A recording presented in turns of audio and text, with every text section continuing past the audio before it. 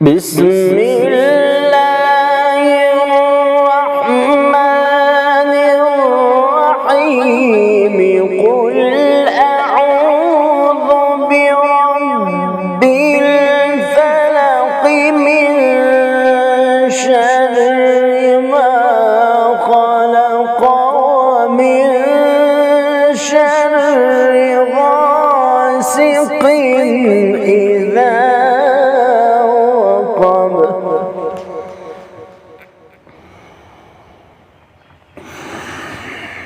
ومن شر غاسق إذا وقب ومن شر